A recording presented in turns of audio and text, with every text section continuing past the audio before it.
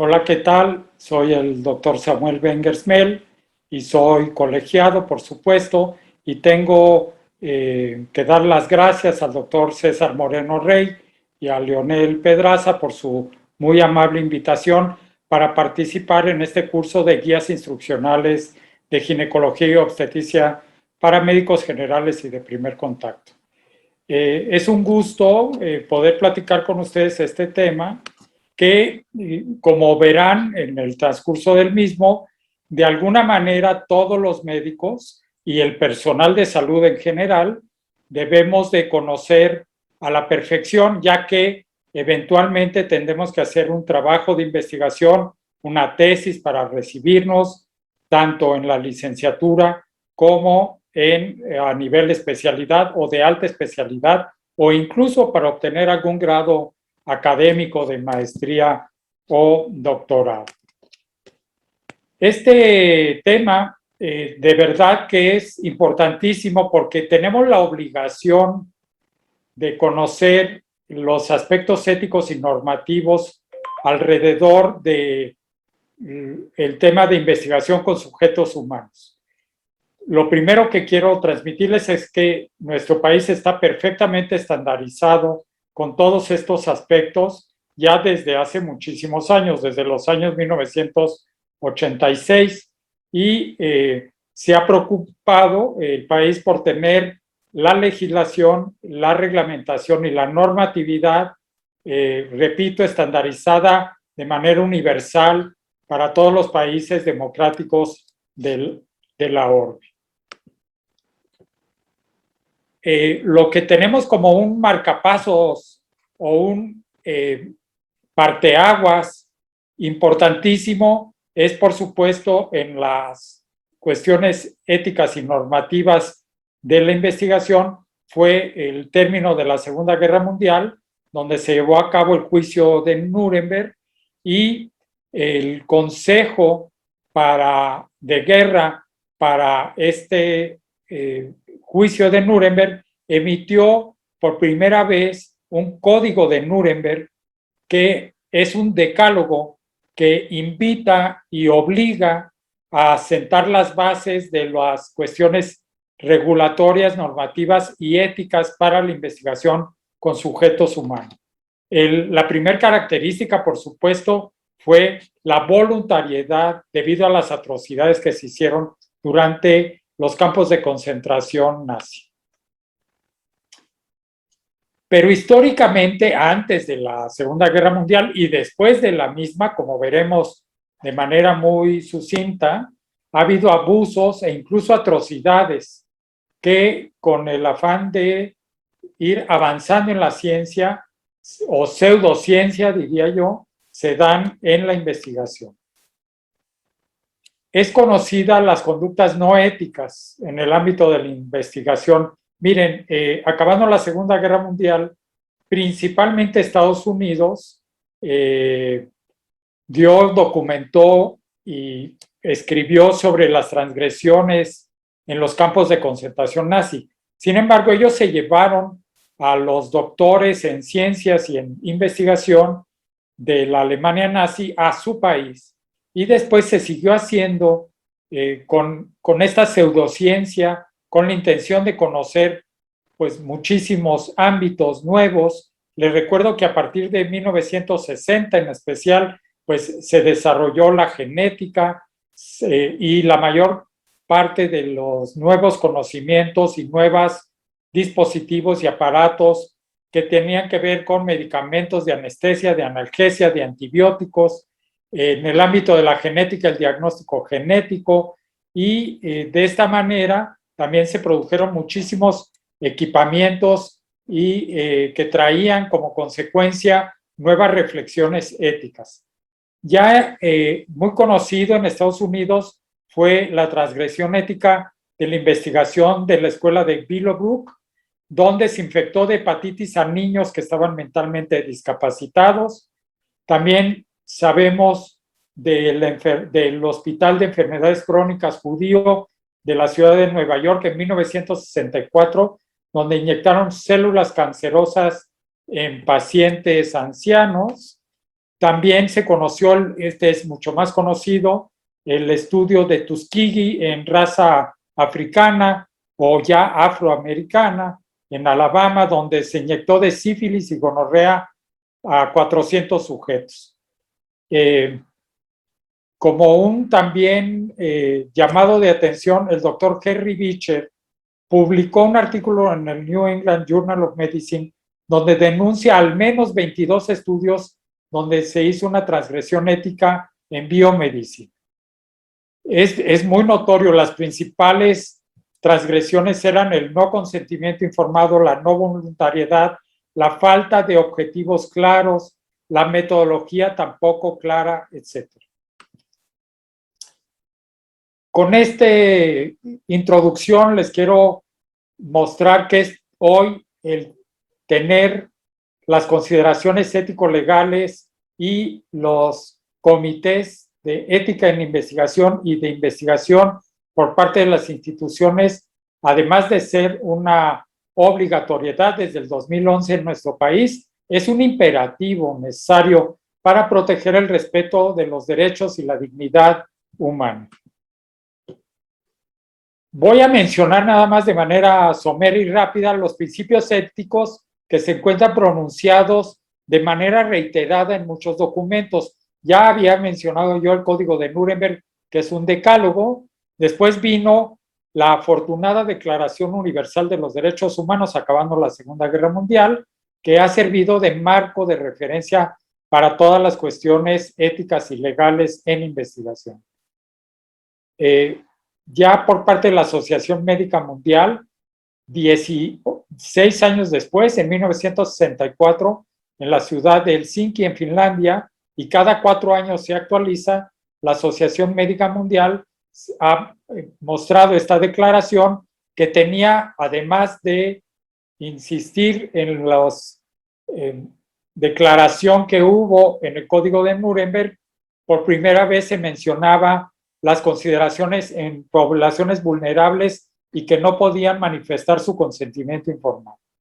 También esta declaración del Helsinki, como lo vamos a ver, nos obliga a decir que nos apegamos a los principios éticos marcados en esta declaración para cualquier protocolo que hagamos con sujetos humanos. El informe Belmont fue escrito por la Comisión Presidencial de Estados Unidos para asuntos de biomedicina y de la conducta humana, y por eso es que a manera internacional no tiene trascendencia porque no lo firmaron los países, pero en este informe se marcan lo que se conoce como los 4 principios modernos de biomedicina, de beneficencia, no maleficencia, justicia y el más importante de autonomía, que en el informe Belmont se refiere al respeto a la persona en su autonomía.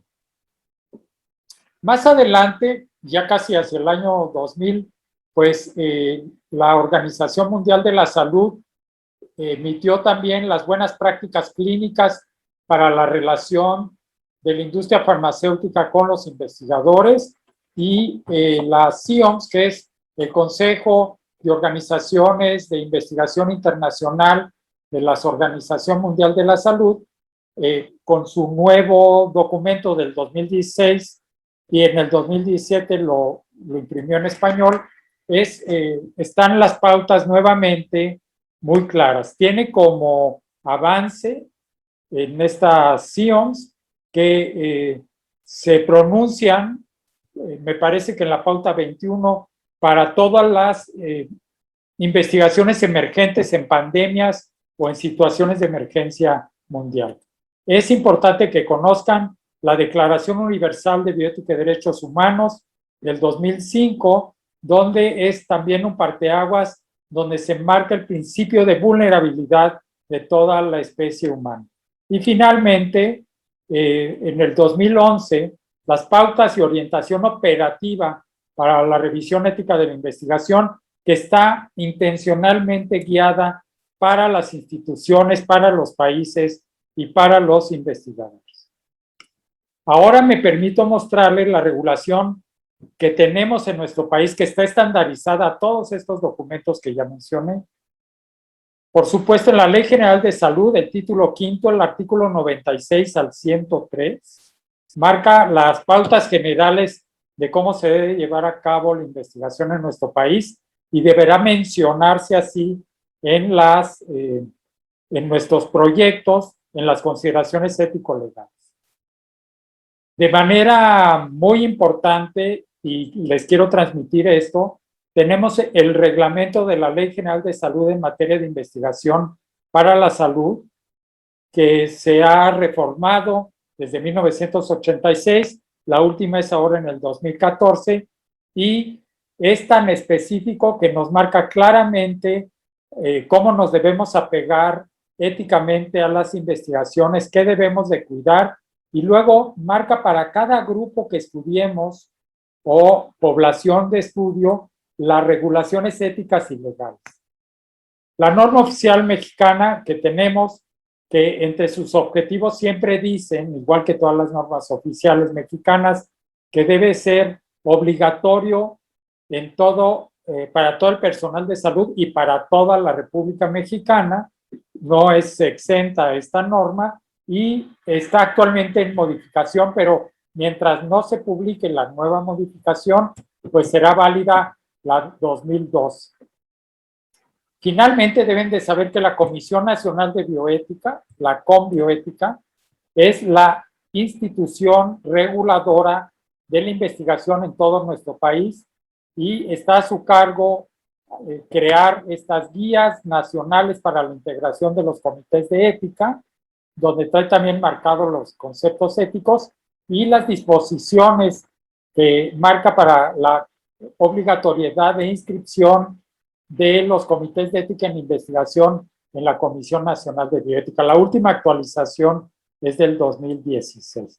Me voy a permitir entonces hablar del reglamento de la Ley de Salud en materia de investigación, donde debemos siempre conocer y mencionar del capítulo primero, del título segundo, que dice de los aspectos éticos en investigación, y dice el artículo 13 y 14. Y fíjense cómo dicen, toda investigación en la que el ser humano sea sujeto de estudio deberá prevalecer el criterio de respeto a su dignidad y protección a sus derechos y bienestar. Y luego nos explica en el 14 de qué manera lo debemos hacer. Con estas bases se ajusta a los principios científicos y éticos que justifiquen el estudio, se fundamenta en experimentación previa, se debe realizar solo cuando el conocimiento que se pretenda no lo podemos encontrar de otra manera. El 4 es, deben prevalecer la probabilidad de beneficios siempre sobre los riesgos. Quinto, contará con un consentimiento informado por escrito del sujeto de investigación o su representante, con las excepciones que es, si es menor o incapaz, lo deberá hacer el tutor. Sexto, debe ser realizada por profesionales que tengan conocimiento y experiencia para cuidar la integridad y cuidar los aspectos de atención del paciente en la propia institución. Debe de contar para saber que podemos seguir adelante con el proyecto, el dictamen favorable de los comités de ética y de investigación y, por supuesto, ustedes deben de saber que estos comités y toda investigación que se lleva a cabo, la persona única responsable de todo es el titular de la institución. Esto es el director general, de tal manera que el director general, en el caso mío del Hospital Gea González, pues nos manda a el director a decir que bajo nuestra tutela está el cuidado de toda la investigación que se lleva a cabo en la institución y cualquier transgresión o cualquier autorización especial, él deberá estar en conocimiento y firmar. En este mismo reglamento de la Ley General, todos ustedes deben de saber si requieren o no consentimiento informado.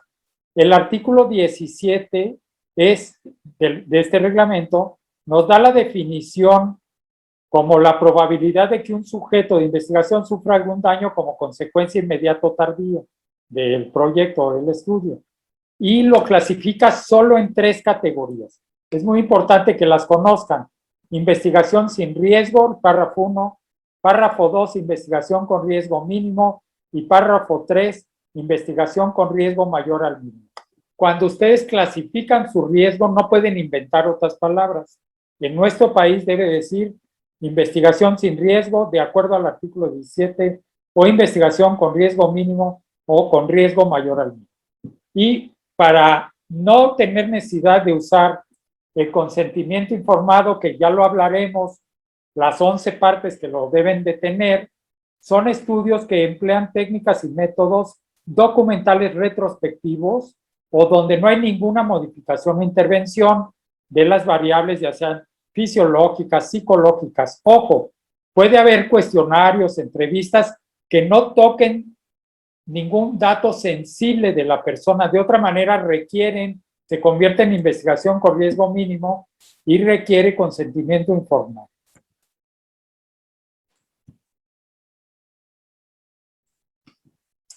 Cuando fíjense que no lo voy a leer todo, pero me permití transcribir el párrafo 2 para que vean lo claro que es nuestro reglamento para hablar que si vamos a hacer pruebas de agudeza visual, un electrocardiograma, colección de excretas y secreciones, la orina, obtención de placenta durante el parto, requiere consentimiento informado.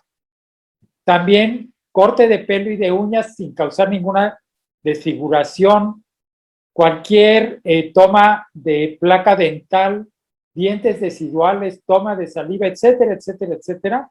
Aquí dice claramente el reglamento que sí debemos obtener un consentimiento informado.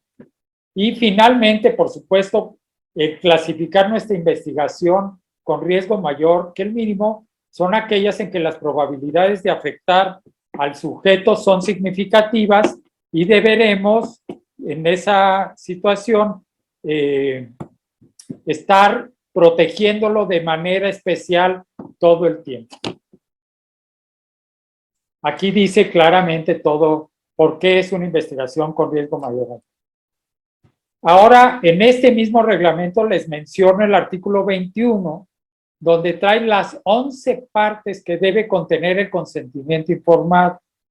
Este consentimiento es totalmente diferente al de atención en salud, que está en la norma oficial mexicana del expediente clínico en el artículo 10 o párrafo 10. Aquí está en el reglamento de la Ley General de Salud en materia de investigación en el artículo 21. Y tendremos que iniciar por decir cuál es la justificación de la investigación y los objetivos, y que por ese motivo se le invita a participar en este proyecto, este estudio. Y 2, de qué manera va a ser su participación, descrito lo más ampliamente posible, con palabras siempre muy simples, sencillas, que puedan comprender, asimilar y expresar los pacientes o sujetos de investigación.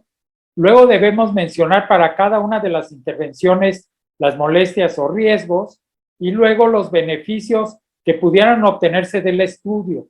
Con frecuencia, y siendo honestos, no hay beneficios directamente relacionados a los sujetos. Casi siempre es para pacientes o sujetos que pudieran beneficiarse en un futuro dado el conocimiento que se va a obtener, ¿no? Por supuesto, los demás puntos es que el paciente o el sujeto va a obtener la garantía de recibir respuesta a cualquier pregunta, que puede retirar su consentimiento en cualquier momento, que no se le va a identificar de ninguna manera ni romper la confidencialidad y privacidad, que se le va a actualizar cualquier información importante que pueda afectar en la permanencia en el estudio, a decir con claridad qué disponibilidad de tratamiento médico o indemnización tiene. Generalmente, por eso es que hoy todos los proyectos deben hacerse bajo la tutela de una institución médica que proteja y tenga disponibilidad para atender a los sujetos de investigación y aclarar que va a ser de manera gratuita y tienen indemnización debido a que pertenecen a la investigación, y normalmente se le dice que todo esto no va a ocasionar ningún gasto especial. Y luego, no me voy a detener mucho, porque no acabaríamos, sino quiero hacerles ver que cada capítulo de este reglamento trae para un tipo de comunidad o de sujeto o de población de estudio. Para comunidades del 28 al 33, para menores de edad o incapaces del 34 al 39, para mujeres en edad fértil del 40 en adelante, y así iremos adelante del 57 al 60, por ejemplo, si hago mi estudio en estudiantes, en residentes, en carcelarios, en subordinados de alguna manera, tiene claramente descrito cómo sería esta acción. Y así continúa todo el reglamento para cada grupo, explicándonos cómo debemos y qué consideraciones éticas y legales debemos de considerar.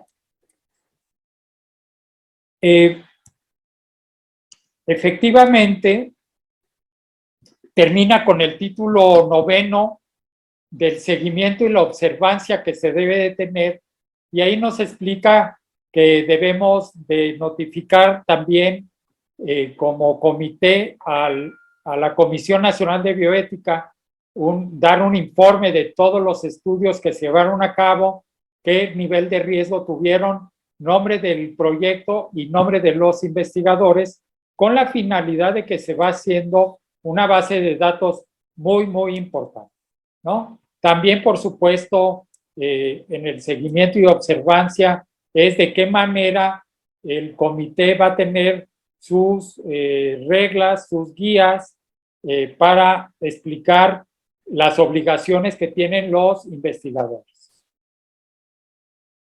A manera ya de ir cerrando y concluyendo, debo decir que siempre hay consideraciones ético-legales, no importa que no requiera consentimiento informado.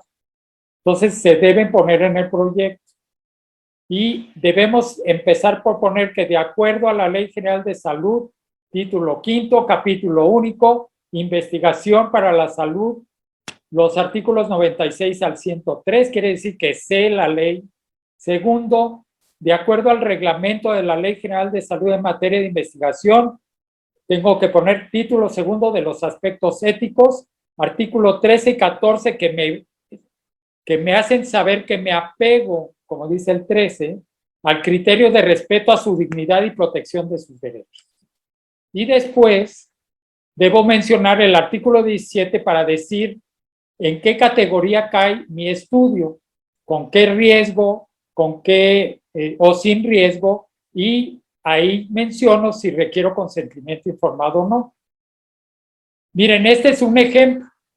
Voy a suponer que mi investigación es en grupos subordinados.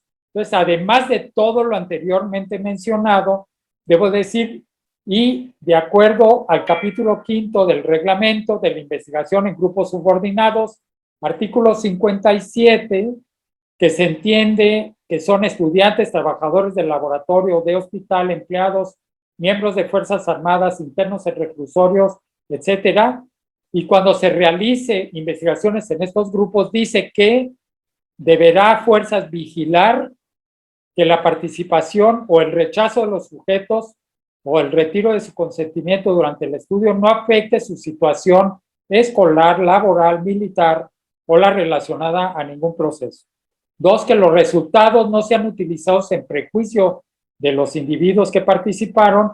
Y tres, que la institución de atención o los patrocinadores se responsabilizan de algún tratamiento médico por daños ocasionados o la indemnización procedente. Como ven, es como muy claro nuestro reglamento para cada grupo y así deberá ser mencionado. Entonces, como decía hace rato, pues debe uno poner todo lo anterior y luego, como dije acá, de acuerdo a nuestro reglamento. Y quiero terminar diciendo que debido a que estamos estandarizados y universalizados en los aspectos éticos y legales, debo mencionar en mis consideraciones ético-legales que al final, de conformidad con los principios éticos contenidos en la declaración de Helsinki, antes era el artículo 14 y hoy el artículo 22, me voy a permitir leérselos. dice que el proyecto y el método de todo estudio en seres humanos deberá describirse claramente y ser justificado en un protocolo. Y luego lo pongo subrayado en negritas. El protocolo debe hacer referencia a las consideraciones éticas que fueran el caso e indicar que se han considerado los principios enunciados en esta declaración. Entonces, si ustedes son investigadores o van a hacer investigación, no es opcional, deben de conocer todo esto que acabo de mencionar y mencionar al final que se apegan y conocen los principios enunciados en esta declaración. Yo no me queda más que darle las gracias. Van a quedar ahí en el curso mi correo para que puedan con todo gusto pues mandarme cualquier duda o aclaración. Yo dejo de compartir la pantalla y nuevamente quiero agradecer a mi querido colegio que me hayan permitido participar y espero que de verdad sea tremendamente útil, ya que es necesario y obligatorio conocer todos estos aspectos. Me despido con un hasta siempre.